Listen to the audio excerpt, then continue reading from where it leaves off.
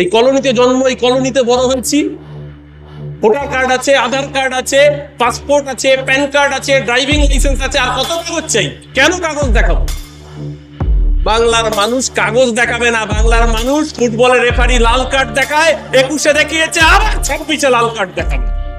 किराएदार है, किराएदार है, जाति मकान थोड़ी ना है, सभी का खून है शामिल यहाँ की मिट्टी में, किसी की बाप की हिंदुस्तान थोड़ी ना है। আজকে বলছে ভোটার লিস্ট স্ক্রুটিনি করতে গেলে বাবার মার বার্থ সার্টিফিকেট জমা দিতে হবে। কে হরিদাস পাল ভাই তুই?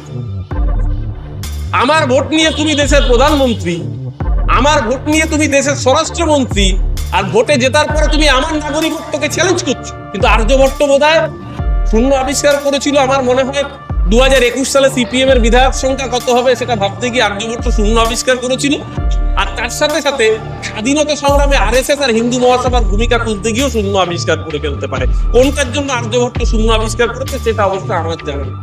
8টার পরে মিছিল করা যাবে না। এরপর কোন দিন বলবে যে রাত সকাল 9টা থেকে 11টা টাইম বেঁধে দিলাম, এর মধ্যে তোমার যত বাথরুমই পাক তুমি কিন্তু বাথরুমে যেতে পারবে না। কারণ বাথরুম, ওই যে চন্দ্রবিন্দু গান্ধীকে গিয়েছিল, বাথরুমটা কি তোর বাবা?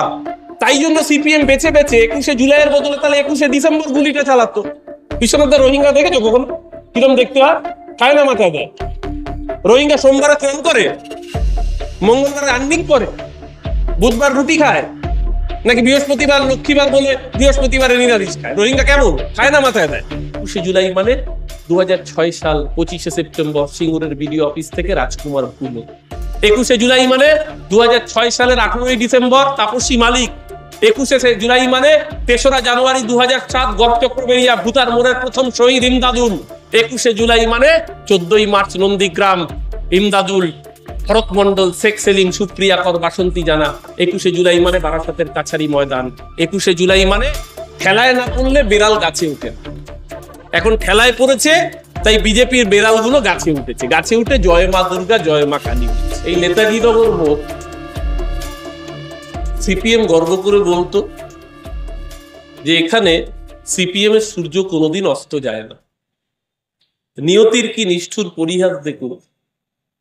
আজকে এই নেতাজি নগরের বুকে, এই 98 নম্বর ওয়ার্ডের বুকে গত লোকসভা নির্বাচনে 4টি বুথ এরকম হয়েছে যেখানে সিপিএম ছাগলের তৃতীয় সন্তান হয়ে গিয়েছে, সিপিএম থার্ড হয়ে গিয়েছে, কোনো বুথে তৃণমূল ফার্স্ট হয়েছে, কোনো বুথে বিজেপি পর্যন্ত ফার্স্ট হয়েছে, কিন্তু সিপিএম ছাগলের তৃতীয় সন্তানে পর্যন্ত। আজকে 21শে জুলাই শহীদ দিবসের প্রাক্কালে আমরা আপনাদের কাছে এসেছি। আমি জানি আমার বক্তব্য এই পাশের বাস্তুহারা সমিতিতে যারা আমার বয়সে সিনিয়র, দীর্ঘদিন বামপন্থী রাজনীতি করেছেন, বা মাইকের মাধ্যমে যত মানুষের কানে আমাদের আওয়াজ পৌঁছে যাচ্ছে, তাদের মধ্যে অনেক মানুষ বামপন্থী মানসিকতার আছেন, তাদের কানে পৌঁছেছে। আমি তাদের কথা একটু পরে আসছি, কারণ অচল আধুলিকে নিয়ে বেশি খরচ ক্ষমায় করার কোনো মানে নেই। সিপিএম আজকে গোটা পশ্চিমবঙ্গে একটা অচল আধুলি। ওরা এখন অন্যের সংসারের সুখ দেখলে সুখী হয়। সিপিএম এখন নিজের থেকেও বেশি সুখী হয় যদি বিজেপির ভোট বাড়ে। তাই জন্য সুইসাইড স্কোয়াড তৈরি করেছে যে আমি নিজেকে আত্মঘাতী করে থার্ড হয়ে যাব, তবু যেন মমতা ব্যানার্জির দল হয়। আজকে আমাদের রাজ্যে দেশের প্রধানমন্ত্রী, তিনি আমারও প্রধানমন্ত্রী নরেন্দ্র মোদী এসছেন সভা করতে। প্রথমে প্রশাসনিক সভা, তারপর বিজেপির দলীয় সভা। আমি অরুণের সাথে একটু আগে কথা বলছিলাম যে আজকের সভায় অদ্ভুতভাবে আমন্ত্রণ পত্র এবং সভায় জয় মা দুর্গা, জয় মা কালী। এর আগে বিজেপির সভা থেকে পেছনে আমাদের কালীঘাটের মা কালী। দেখুন, আমরা যারা হিন্দু ধর্মে বিশ্বাস করি, ভগবান রাম নিশ্চিতভাবে আমাদের আরাধ্য দেবী।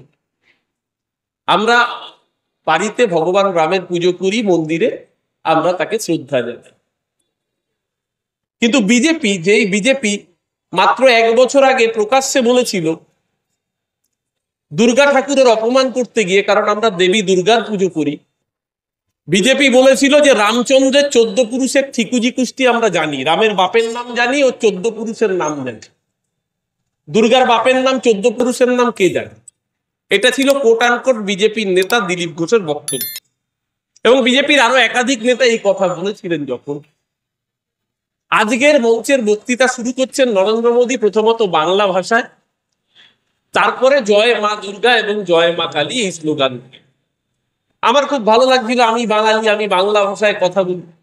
আমার প্রধানমন্ত্রী আমাদের রাজ্যে এসে বাংলা ভাষায় বক্তৃতা শুরু করেছে, কিন্তু আমার খুব চিন্তা হচ্ছিল, যদি মিটিংটা আজকে দুর্গাপুরের বদলে মিটিংটা যদি রাজস্থানের আলোয়ারে হতো, মিটিংটা যদি দুর্গাপুরের বদলে বোম্বে থানেতে হতো, মিটিংটা যদি দুর্গাপুরের বদলে উড়িষ্যার কোরাপুটে হতো, মিটিংটা যদি দুর্গাপুরের বদলে আসামের শিলচরে হতো, তাহলে এতক্ষণে নরেন্দ্র মোদী না দিল্লি ফিরতেন না, ওকে জেলে পাঠিয়ে দিত ডাবল ইঞ্জিনের বিজেপি সরকার, কারণ ও বাংলা ভাষায় কথা বলে, আর বাংলায় কথা বললে বাংলাদেশি, ওদেরকে জেলে পুরতে হবে, ওদেরকে ডিটেনশন ক্যাম্পে পাঠাতে হবে। সারা ভারতবর্ষে ডাবল ইঞ্জিনের রাজ্যে বিজেপি সরকারের আমলে এই ন্যারেটিভটাকে যারা তৈরি করে দিয়েছে।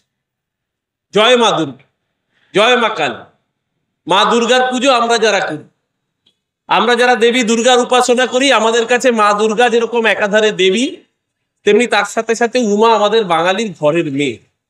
আমরা যেরকম আমাদের মেয়ে বিয়ের পরে বাপের বাড়ি আসলে তাকে আদর যত্নে রাখি, তাকে আমরা আমাদের মেয়ে যে ভালো খাবার খেতে পছন্দ করে, আমরা আমাদের মেয়েকে যেরকম ভাবে আপ্যায়ন করি, দেবী দুর্গাকেও আমরা সেইভাবেই আরাধনা করি।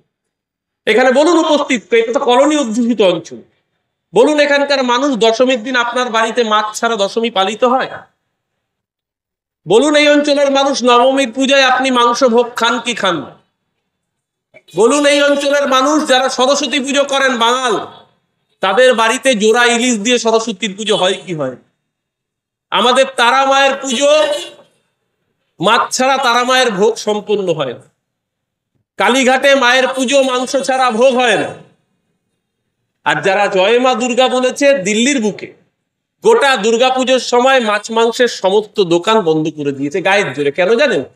কারণ মোদীজি যে রাজ্যের বাসিন্দা, সেই গুজরাটের লোকের নবরাত্রি পালন করে, নবরাত্রির সময় নিরামিষ খেতে হবে। তাই জন্য বাঙালি দুর্গাপুজোয় যতই মাছ মাংস খেতে পছন্দ করুক, মাছ মাংসের দোকান বন্ধ নেই।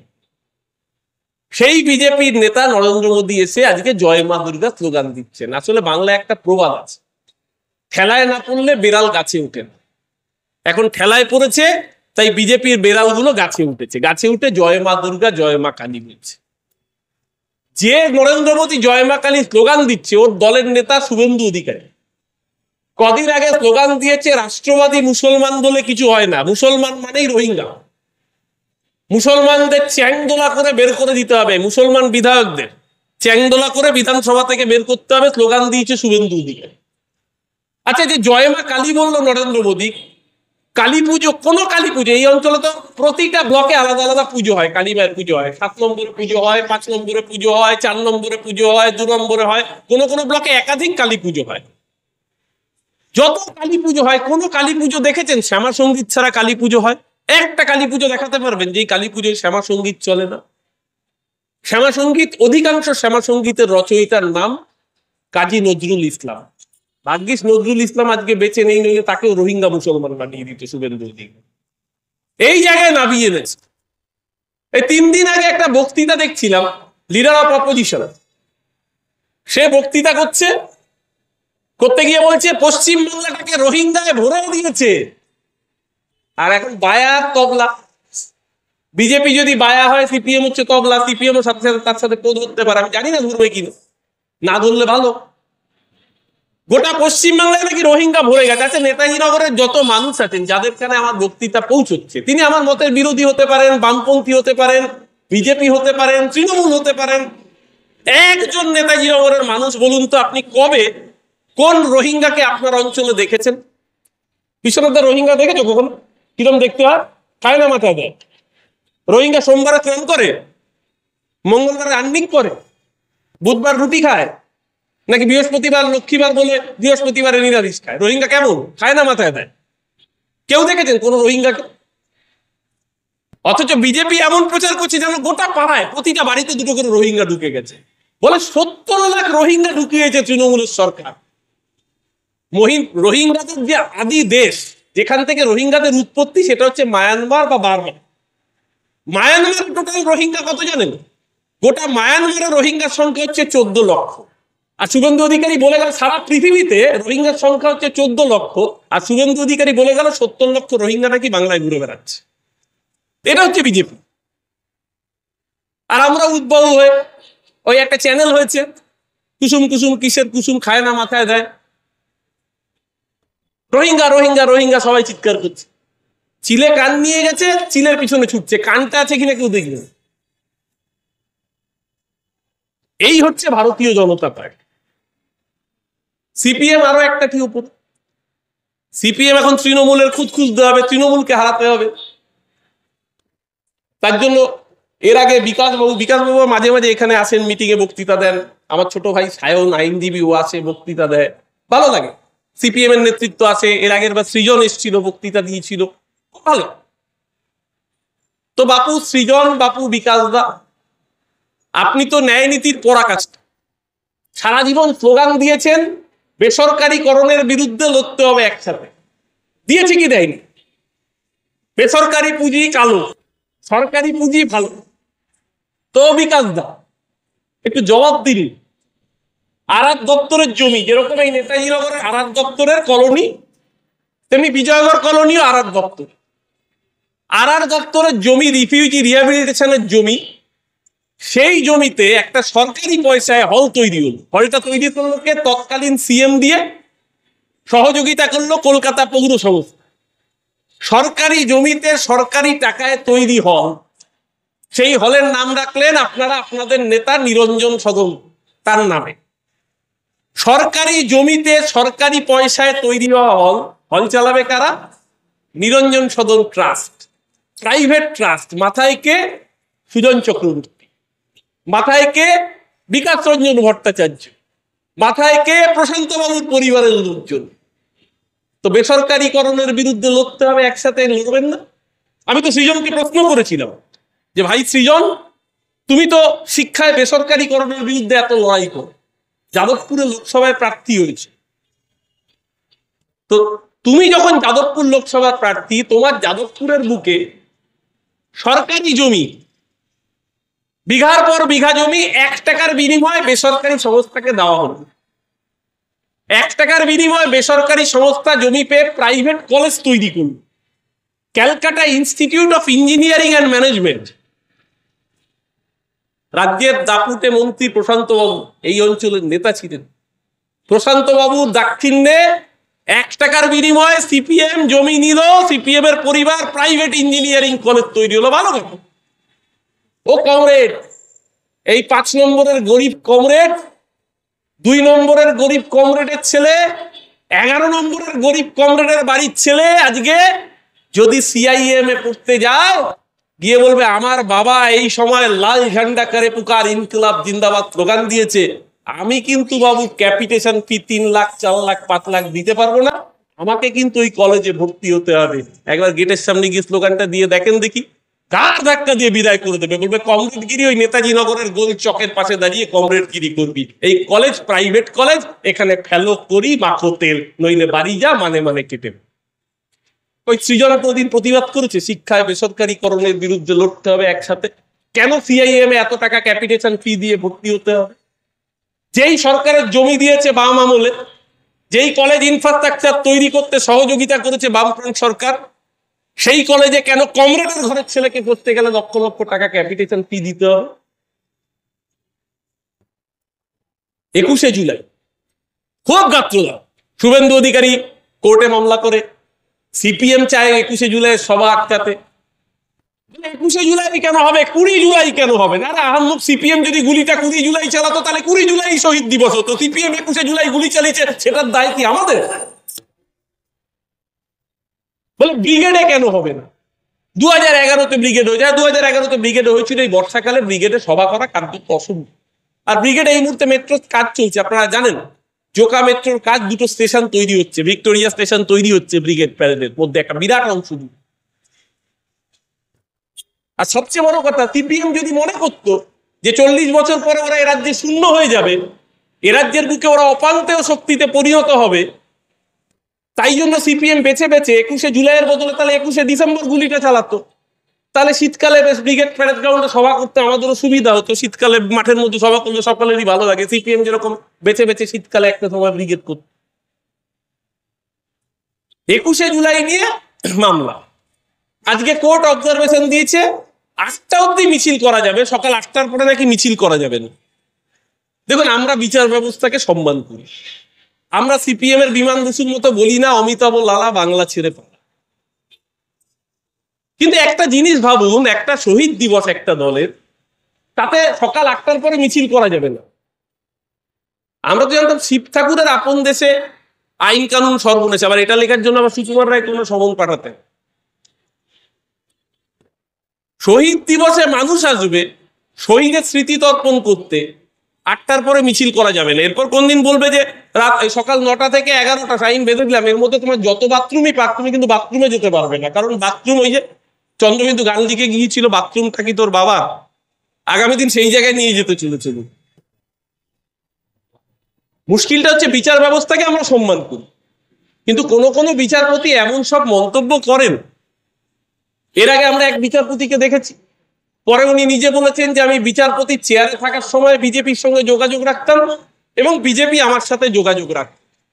পরে সেই বিচারপতিকে আমরা দেখলাম তমলুক লোকসভা কেন্দ্রে বিজেপির হয়ে প্রার্থী হয়ে যাবে। সিপিএম এর ব্লু আইট বয় ছিল, বিকাশ রঞ্জনের পায়ের তলায় বসে আইন শিখেছে, এমন আইন শিখেছে বিকাশের পায়ের তলায় বসে বাম আইন শিখে ও রামের চুটকি লাগিয়ে নিয়েছে, তারপর এমপি হয়ে গেছে। সে হয়েছেন, উনি অসুস্থ রয়েছেন, ওনার সুস্থতা কামনা করেন, ভালো হয়ে উঠলেন অভিজিৎ গঙ্গোপাধ্যায়। কিন্তু কোন বিচারপতি এমন সমস্ত মন্তব্য করছেন, মানুষ তার গণতান্ত্রিক অধিকার গণ আদালতে শেষ কথা বলে মানুষ। নিশ্চিতভাবে 70 লক্ষ 80 লক্ষ মানুষ যদি কোনো জায়গায় সমবেত হন, তাহলে পুলিশ প্রশাসনের উপর চাপ বাড়ে।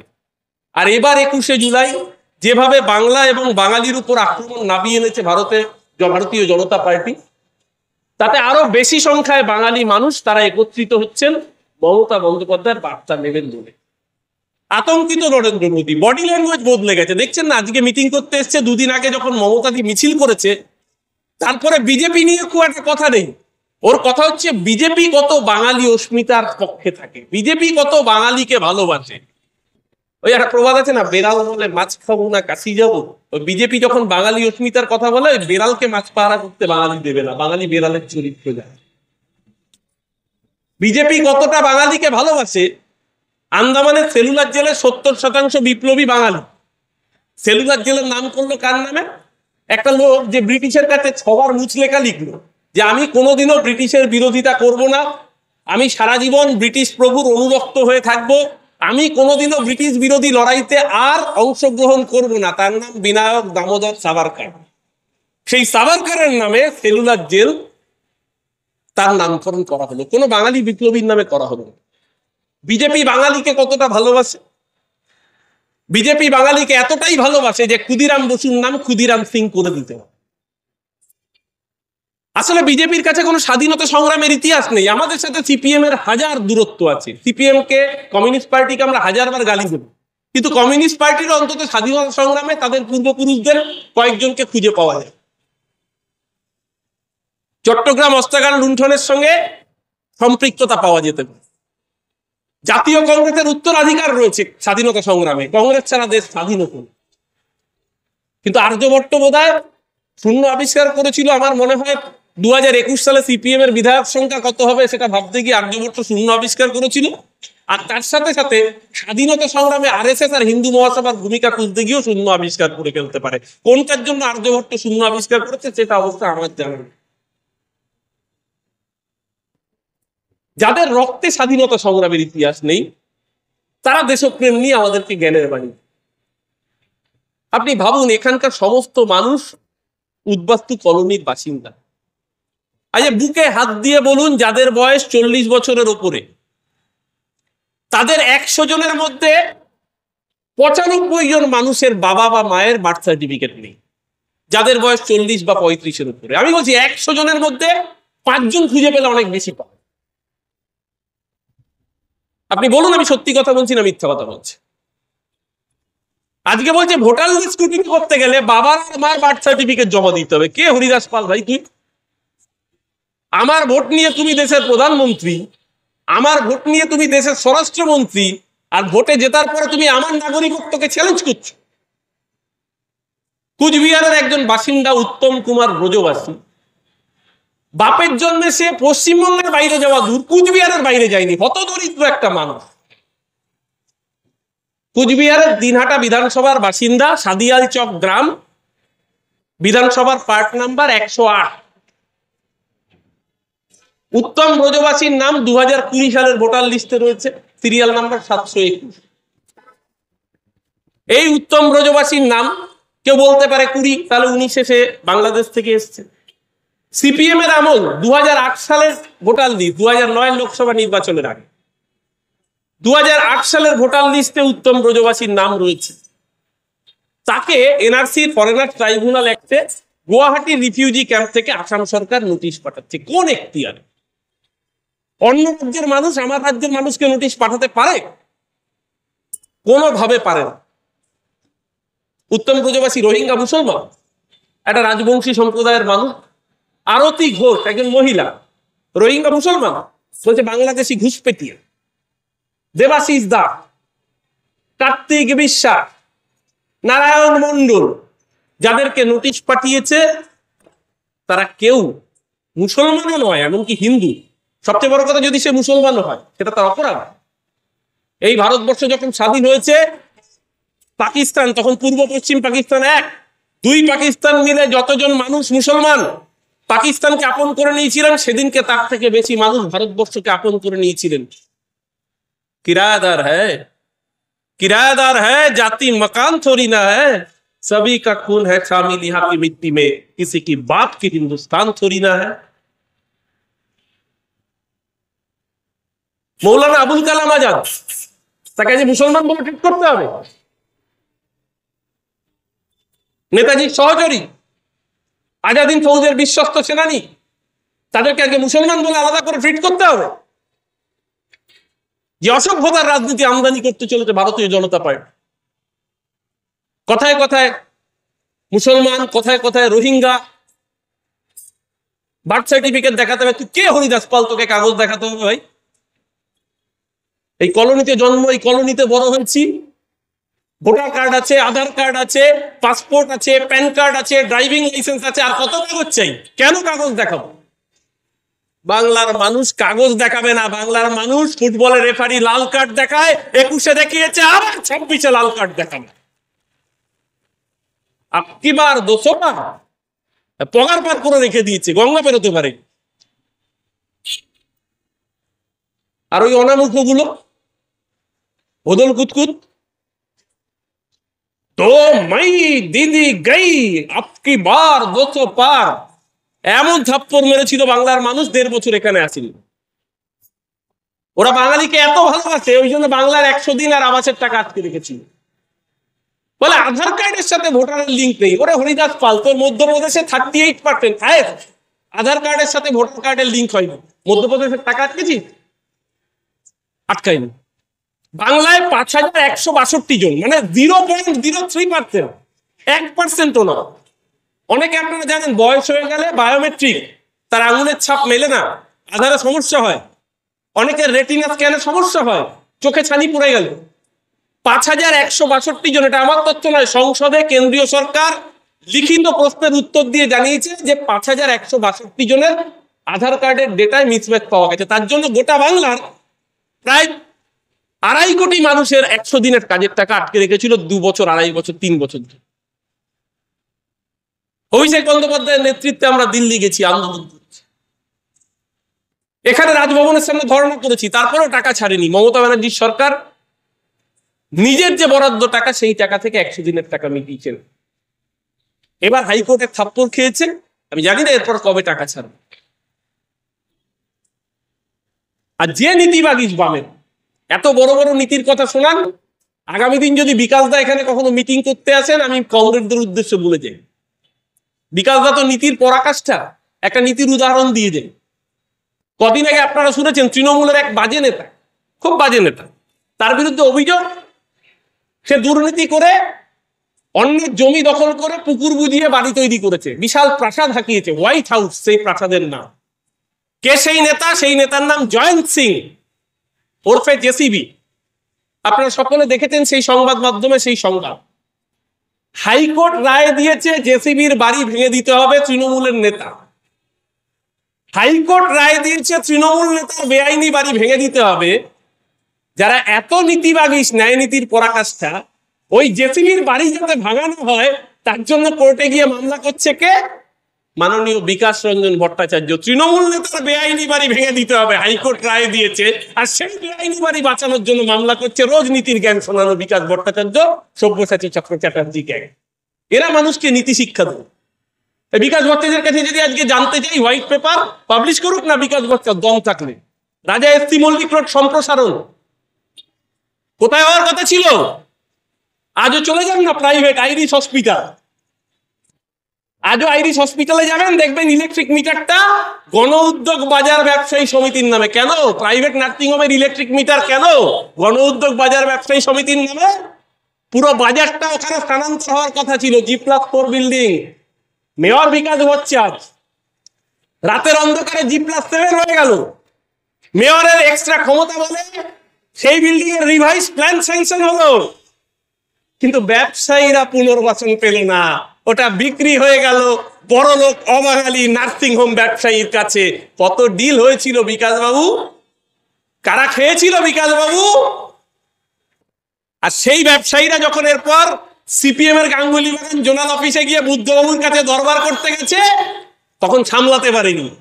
রাজা এসসি মল্লিক রোড চওড়া হয়েছে, ব্যবসায়ীদের পুনর্বাসনের জন্য জমি খুন করা হয়েছে, ডাবর কোম্পানির জমি। সেইখানে প্রাইভেট নার্সিং হোম তৈরি হলো কলকাতা পুরসভার মানুষের ট্যাক্সের টাকায়। তারপরে ব্যবসায়ীদের পুনর্বাসন দেওয়ার জন্য এখন চলে যাবেন গাঙ্গুলি বাগান থেকে পদ্মশ্রী সিনেমা পর্যন্ত, হাতের ডান দিকে দেখবেন পরপর পরপর দোকান তৈরি হয়েছে। কার পয়সায় তৈরি দোকান? বিকাশ ভট্টাচার্য। আমার আপনার দেওয়া ট্যাক্সের টাকায়, মেয়র ফান্ডের টাকায় বিকাশ ভট্টাচার্য সিপিএম এর পার্টি ক্যাডারদের পুনর্বাসন দেওয়ার জন্য ওই দোকান তৈরি করেছিলেন। ন্যায় নীতির গল্প আপনার থেকে শুনতে হবে। কর্পোরেশন চালাতে পারছিলেন না, দেউলিয়া হয়ে গিয়েছিলেন। বাইপাসের ধারে জমি সরকারি জমি, কর্পোরেশন আমাদের ট্যাক্সের টাকার জমি, প্রাইভেট কর্পোরেটকে বিক্রি করে সিপিএম এর ক্যাডারদের মায়না দিয়েছে। নিরঞ্জন সদনে কারা কাছে নিয়োগ দুর্নীতি, নিরঞ্জন সদনের নিয়োগে কারা দুর্নীতি করেছে, কোন যোগ্যতায় তারা চাকরি পেয়েছে? তুমি মহারাজ সাধু বলে আজ। আর তৃণমূলের জামানে নিয়োগ দুর্নীতি হচ্ছে, তদন্ত তো সিবিআই করছে। আমি এই প্রথম দেখলাম, আমরা জনপ্রতিনিধিরা আমরা সার্টিফিকেট দিই, রেসিডেন্সিয়াল সার্টিফিকেট দিই, ক্যারেক্টার সার্টিফিকেট দিই, এই প্রথম দেখলাম দেশের প্রধানমন্ত্রী নিজের দপ্তরকে অযোগ্য এবং অপদার্থ সার্টিফিকেট দিলেন। বলে নিয়োগ দুর্নীতি হয়েছে এখানে, নিয়োগ দুর্নীতির তদন্ত ঠিকঠাক হচ্ছে না, তৃণমূলের নেতারা ঘুরে বেড়াচ্ছে। আরে নিয়োগ দুর্নীতি তদন্ত করছে সিবিআই, সিবিআই এর reporting authority prime minister office. নিজের দপ্তর যদি দুর্নীতি তদন্ত করতে না পারে, তার থেকে বড় অপদার্থ তার কি হতে পারে? মাননীয় নরেন্দ্র মোদী। আসলে আপনারা বুঝতে পেরেছেন, বাঙালি জেগেছে। বাঙালি জেগেছে বলেই আজকে গোটা ভারতবর্ষে আপনারা কোণঠাসা হচ্ছেন। মমতা বন্দ্যোপাধ্যায় রাস্তায় নেমেছে, বিপদের প্রহর গুনছেন নরেন্দ্র মোদী অ্যান্ড কোম্পানি। মমতা বন্দ্যোপাধ্যায়ের 16 তারিখ মিছিলে যে স্বতঃস্ফূর্ত উন্মাদনা বাংলার মানুষ দেখেছে। আমরা মিছিলে হাঁটছি, আমাদের এখানকার বিধায়ক রাজ্যের মাননীয় মন্ত্রী অরূপ বিশ্বাস তিনি হাঁটছেন, কলকাতার মহানাগরিক ফিরহাদ হাকিম হাঁটছেন, আমাদের নেতা অভিষেক বন্দ্যোপাধ্যায় এবং জননেত্রী মমতা বন্দ্যোপাধ্যায়ের সাথে আমরা পেছনে সকলে একসাথে যখন হাঁটছি, রাস্তার দুপাশে গণহিস্টিরিয়া, গণ উন্মাদনা, মানুষ গাইতে গাইতে স্লোগান দিচ্ছেন, বাংলা আমার দৃপ্ত স্লোগান, ক্ষিপ্ত তীর ধনুক, আমি একবার দেখি বারবার দেখি, দেখি বাংলার মুখ। এই স্লোগানে যখন মুখরিত কল্লোলিনী তিলোত্তমা, তখন বিজেপি প্রমাদ গুনছে, বুঝতে পেরেছে 2026-এ আকিবার 200 পার তো দূরের কথা, নিজেরাই টার্গেট কমিয়ে দিয়েছে। আগের বার বলেছিল 200 পার, এবার বলছে 180। মানে ম্যাট্রিক পরীক্ষা, তারপরে হায়ার সেকেন্ডারি, তারপর গ্র্যাজুয়েশন, তারপর মাস্টার্স, তারপরে এমফিল, তারপরে ডক্টরেট, তারপর পোস্ট ডক্টরেট, লোকে টার্গেট বাড়ায়। এই প্রথম দেখলাম মাস্টার ডিগ্রিতে ফেল করার পর বলছে পরের বার আমি মাধ্যমিক দেবো। আগের বার 200 পাচ্ছিল, এবার বলছে আমি 180 থেকে শুরু করবো। নিজেরাই বুঝতে পেরেছে নিজেদের কি অবস্থা। পরের বার, এবার তো তাও 77 নিয়ে এসেছিল, এখন 60-এর নিচে নেমে এসছে। পরের বার বিরোধী দলনেতা হতে গেলে 29+1 30টা আসন লাগে। 30টা আসন জুটবে না ভারতীয় জনতা পার্টি, সেটা নরেন্দ্র মোদী হারে হারে যখন উপলব্ধি করতে পেরেছেন, আজকে তাই আবার বাঙালি অস্মিতায় ফিরতে হয়েছে। আমি শুধু সিপিএম কে বলবো, দয়া করে সারা বছর যেরকম আমাদের বিরুদ্ধে গালিগালাজ করেন, আরো ভালো করে গালিগালাজ করুন, ভালো করে গালিগালাজ করুন, মিটিং করুন, মিছিল করুন, কিন্তু দয়া করে ভোটের দিন গিয়ে বিপ্লব দেখিয়ে নিজের ভোটটা বিজেপির বাক্সে দিয়ে আসবেন না। দয়া করে নিজের ভোটটা নিজের কাস্তে হাতুড়ি তারাই দিন, নইলে দলটার শূন্য দশা এই জীবনে আর কোনোদিনও খুঁজবে না। আগামী দিন এই দলটা রাজনীতি রাস্তা করে নিমজ্জিত হবে। সিপিএম সারা বছর আমাদের গালিগালাজ করুক, সিপিএম সমালোচনা করুক, কিন্তু সিপিএম দিনের শেষে বাংলার দল। সিপিএম এর লড়াই আমরা বুঝে নেবো সিপিএম এর সাথে। 34 বছরের দুর্দণ্ডতার শাসনকে কি করে পরাস্ত করতে হয় মমতা ব্যানার্জি জানেন। কল্যাণ ব্যানার্জি বিজয়গড় 4 নম্বরের বাসিন্দা ছিল। এই নেতাজিনগর থেকে মার্কা মারা বাছাই করা কমরেডরা গিয়েছিল, আজাদগড়ের কমরেড গিয়েছিল, বিজয়গড়ের কমরেড উপস্থিত ছিল, লোডশেডিং করে দেওয়া হয়েছিল। আমাদের নেতা তখন পঙ্কজ দা নিয়ে এসেছিলেন কল্যাণ ব্যানার্জির ডেড বডি। এখানে যাতে কল্যাণ ব্যানার্জির মৃতদেহ নিয়ে আমরা শেষ যাত্রায় মিছিল করতে না পারি, তার জন্য লোডশেডিং করে নৃশংস তাণ্ডব নামিয়েছিল সেদিনটা সিপিএম। আজকের প্রজন্মের কাছে এই কথাগুলো শুনলে অতিরঞ্জিত মনে হবে। সেদিনকে না ছিল ইলেকট্রনিক মিডিয়া, না ছিল সোশ্যাল মিডিয়া, সেদিনকে প্রত্যেকের হাতে হাতে মোবাইল থাকলে সিপিএম এর সরকারটা 1993 এর 21শে জুলাই পতন হয়ে যেত। আজকে তাই 93 এর 21শে জুলাইকে স্মরণ করে প্রতি বছরের 21শে জুলাই আমরা স্মৃতি তর্পণ করতে যাই, শ্রদ্ধার সাথে আমাদের মনের শ্রদ্ধা নিবেদন করতে যাই। আসুন সবাই মিলে, এই 21শে জুলাই একটা সিম্বল। 21শে জুলাই মানে শুধু 13 জন নয় যাদের নাম প্রদীপ্ত মুর্মু। 21শে জুলাই মানে বিজয়গড়ের কল্যাণ ব্যানার্জি নয়। 21শে জুলাই মানে পাতিপুকুরের মুরারি চক্রবর্তী নয়। 21শে জুলাই মানে মুকুন্দপুরের শ্রীকান্ত শর্মা নয়। 21শে জুলাই মানে কেশব বৈরাগী, অসীম দাস, বন্দন দাস, আব্দুল খালেক নয়। 21শে জুলাই মানে 2006 সাল 25শে সেপ্টেম্বর সিঙ্গুরের বিডিও অফিস থেকে রাজকুমার ভুলো। 21শে জুলাই মানে 2006 সালের 18ই ডিসেম্বর তাপসী মালিক। 21শে জুলাই মানে 3রা জানুয়ারি 2007 গড়চক্রবেরিয়া ভূতার মোড়ের প্রথম শহীদ ইমদাদুল। 21শে জুলাই মানে 14ই মার্চ নন্দীগ্রাম, ইমদাদুল, ভরত মন্ডল, শেখ সেলিম, সুপ্রিয়া কর, বাসন্তী জানা। 21শে জুলাই মানে বারাসাতের কাছারি ময়দান। 21শে জুলাই মানে আমতার কান্দুয়ায় হাত চিহ্নে ভোট দেওয়ার অপরাধে হাতের পাঞ্জা কেটে নেওয়া মানুষ। 21শে জুলাই মানে বরানগর থেকে হেরে দক্ষিণ 24 পরগনার সাতগাছিয়ায় আসা জ্যোতি বসুর বিরুদ্ধে প্রার্থী জুম্মান আলী তার ইলেকশন এজেন্ট হওয়ায় খেজুর গাছের সাথে বেঁধে গলার মধ্যে জ্যান্ত কই মাছ ঢুকিয়ে খুন করা সেই পরিবার। 21শে জুলাই মানে কোচবিহারের নার্স বর্ণালী দত্ত। 21শে জুলাই মানে বানতলার অনিতা দেওয়ান। 21শে জুলাই মানে 1982 সাল 30শে এপ্রিল বিজন সেতু। 21শে জুলাই মানে 1970 17ই মার্চ বর্ধমানের সাইবাড়ি। 21শে জুলাই মানে কেশপুর, গড়বেতা, আরামবাগ, খানাকুর, সিঙ্গুর, নন্দীগ্রাম সহ গোটা বাংলায় 56,000 যুবক যাদেরকে শুধুমাত্র জাতীয়তাবাদী রাজনীতি করবার অপরাধে খুন করতে হয়েছিল সিপিএম রাতে, সেই সমস্ত শহীদের স্মৃতি তর্পণের দিন। আসুন শহীদ স্মরণে আপন মরণে রক্ত ঋণ শোধ করার অঙ্গীকার নিয়ে ধর্মতলার জনসমাবেশে জনসমুদ্রে পরিণত হবে আতঙ্কিত বিজেপি, ভয়ে সিপিএম। তাই জন্য কোর্টের শরণাপন্ন হয়েছে যাতে এই বিপুল জনসমাগম, নরেন্দ্র মোদীর সভায় আজকে 3000-এর কাছাকাছি প্রাইভেট গাড়ি ঢুকেছে ঝাড়খণ্ড থেকে, 600টা বাস এসছে ঝাড়খণ্ডের নাম্বার প্লেট আনা। সব মিলিয়ে যদি 40,000 লোক হয়ে থাকে, 25,000 লোক ঝাড়খণ্ড দিয়েছে। আর 21শে জুলাই খুব কম করে হলো 60 থেকে 70 লক্ষ মানুষ।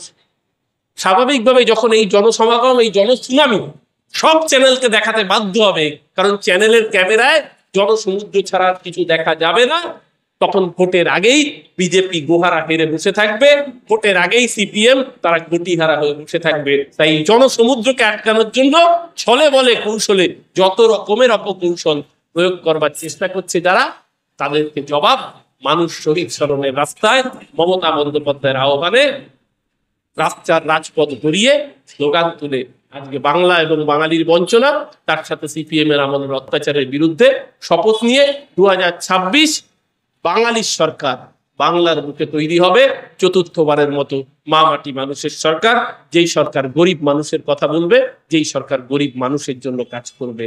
আমাদের টালিগঞ্জের বিধায়ক অরূপ বিশ্বাসের নেতৃত্বে আমাদের এই অঞ্চল টালিগঞ্জের উন্নয়ন চলছে। আমরা পৌর প্রতিনিধিরা আমাদের পুর প্রতিনিধিদের অর্থে আমরা তার সাথে যোগ্য সঙ্গত দিচ্ছি, অঞ্চল আরো সুন্দর করে সাজিয়ে তোলবার লক্ষ্যে, মানুষকে পরিষেবা দেওয়ার লক্ষ্যে। আসুন সবাই মিলে মমতাদির নেতৃত্বে, অভিষেক বন্দ্যোপাধ্যায়ের সেনাপতিত্বে চতুর্থবারের মতো মা মাটি মানুষের সরকার পুনরায় গঠন করতে পায়ে পা মেলাই, শহীদ স্মরণে আপন মরণে রক্ত ঋণ শোধ করবার অঙ্গীকার নিয়ে ধর্মতলা আমরা এই সমাবেশে সবাই মিলে শামিত হব।